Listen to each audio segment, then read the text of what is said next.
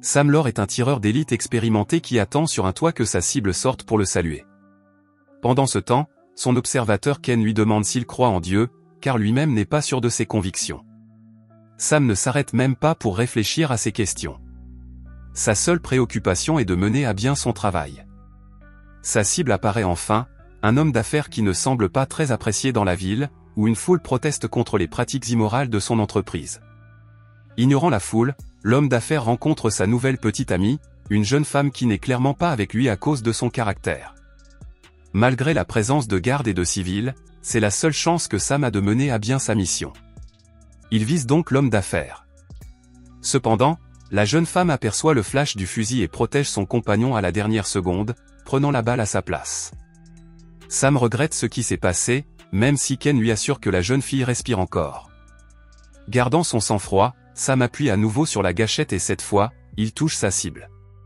Après avoir accompli leur mission, les deux hommes tentent de quitter le toit, mais les escaliers de secours sont bloqués par les gardes. Ils décident alors de pénétrer dans le bâtiment.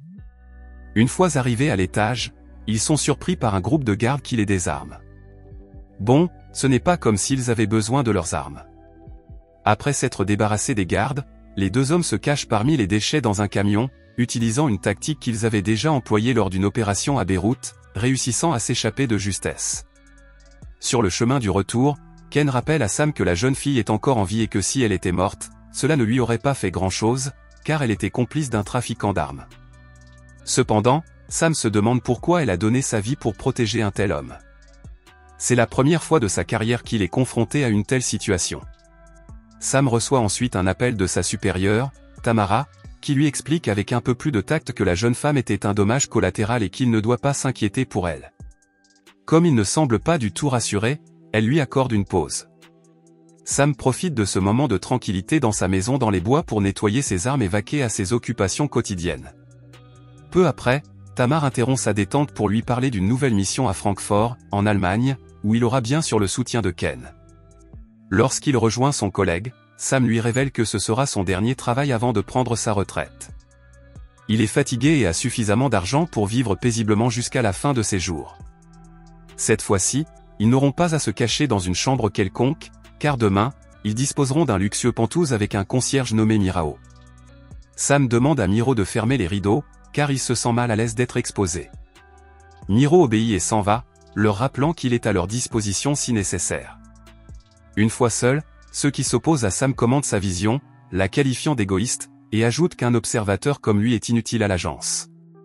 Sa valeur résidait dans les compétences de Sam et sans lui, ils auraient probablement été licenciés pour l'avoir défendu. Sam explique qu'il ne veut plus se salir les mains inutilement, car le fait d'avoir accidentellement tué une femme l'a changé.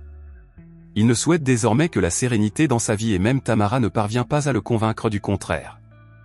Heureusement, Ken comprend sa position et accepte que ce soit sa dernière mission. Les choses commencent bien, du moins pour Ken, qui reçoit la visite de deux masseuses, Mona et Lily, envoyées dans sa chambre en cadeau par son patron. Pendant que son partenaire profite du service, Sam reste à l'écart et demande à Mona de fermer les rideaux, même si elle voulait admirer la lune. En échange, elle accepte de lui lire l'avenir. Puis, Miro arrive avec le dîner et insiste pour ouvrir les rideaux afin de profiter de l'expérience. Cela met Sam en colère, qui a toutes les raisons d'être furieux lorsqu'il aperçoit un éclair au loin. Un tireur d'élite le tient en joue. Sam et les autres se baissent rapidement, mais ils sont attaqués par l'assistant de Miro, qui s'avère être un tueur habile. Heureusement, Sam est un expert en combat et profite de la bagarre pour se débarrasser de son agresseur. Il se retrouve alors face à Mirao, qui révèle être un tueur à gages chargé de le tuer. Après avoir mis MKO hors de combat avec un Voss, Sam se concentre sur la destruction des sources de lumière du grenier avec son partenaire afin que le tireur ennemi ne puisse pas les voir, tandis que Ken récupère prudemment un téléphone pour éviter d'être découvert. Sam s'assure que les masseuses sont en sécurité. Une fois le téléphone mis en sécurité, Ken contacte Tamara et l'informe de leur situation. Comme leur position était secrète, il est évident qu'il y a une taupe dans l'agence qui les a trahis. Tamara promet d'envoyer un de ses agents pour les aider, ils doivent juste attendre et, plus important encore, survivre. Mona en déduit rapidement que si quelqu'un veut les tuer, c'est parce qu'ils ont fait de mauvaises choses et demande avec indignation qu'on ne la laisse pas mourir car elle a une fille à charge. Sam lui assure fermement qu'elle reverra sa fille, sans laisser le temps à d'autres discussions. Soudain, Miro revient et tente d'étrangler Sam avec un câble, mais Ken se précipite pour le défendre. Après un intense échange de coups, Ken parvient à pousser le faux portier par la fenêtre.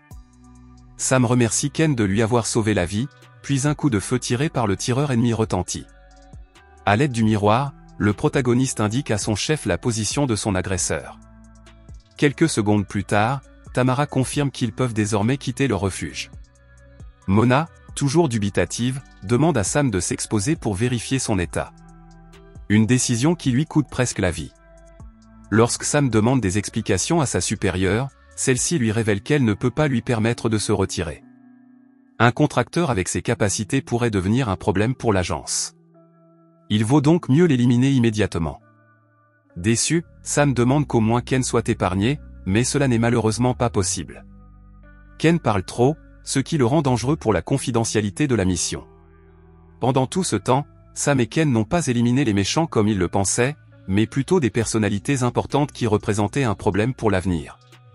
Lily, alarmée, tente de s'échapper, mais elle est touchée par un tir précis du tireur ennemi. Dans cette situation tendue, Sam utilise tout ce qu'il a à sa disposition pour renverser la situation. À l'aide de la boule de cristal de Mona, il brise la caméra principale du Pentouse, privant Tamara de visibilité.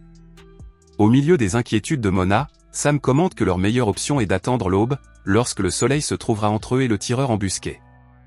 D'ailleurs, Sam s'est souvent retrouvé dans cette situation et sait que le tireur embusqué doit être furieux, car cela devait être un travail facile.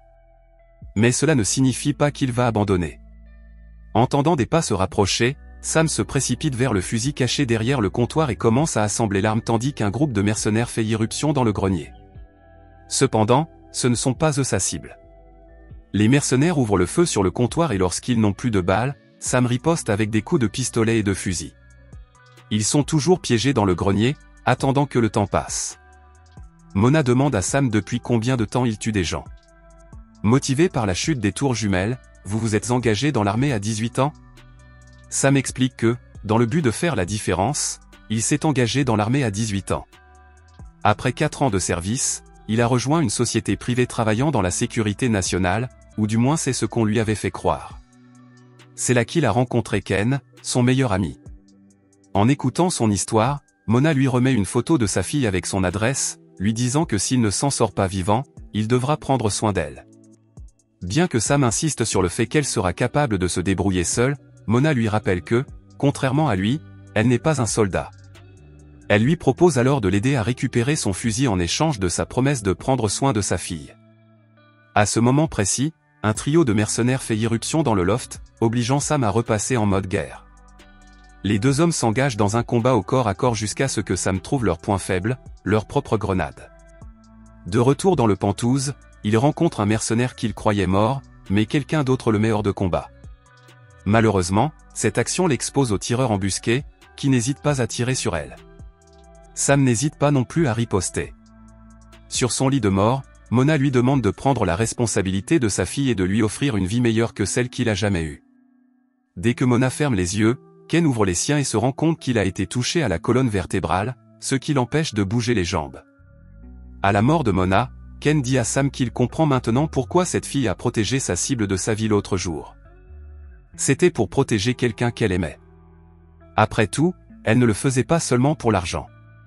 Cependant, les questions sentimentales doivent être mises de côté pour le moment, car Tamara envoie un drone équipé d'une mitrailleuse pour mener à bien leur mission. Mais c'est Sam qui abat le drone. Après cela, il retourne auprès de Ken, pour découvrir que celui-ci est mort en essayant de fabriquer un parachute avec des draps, alors qu'un SM de mercenaires s'approchait de lui.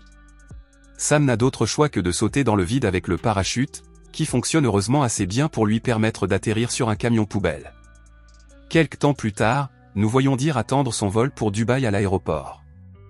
À ce moment-là, Sam l'appelle pour l'avertir qu'à partir de maintenant, il tirera pour des raisons purement personnelles et qu'elle en fait partie. Sûre d'elle, Tamara raccroche et se rend aux toilettes.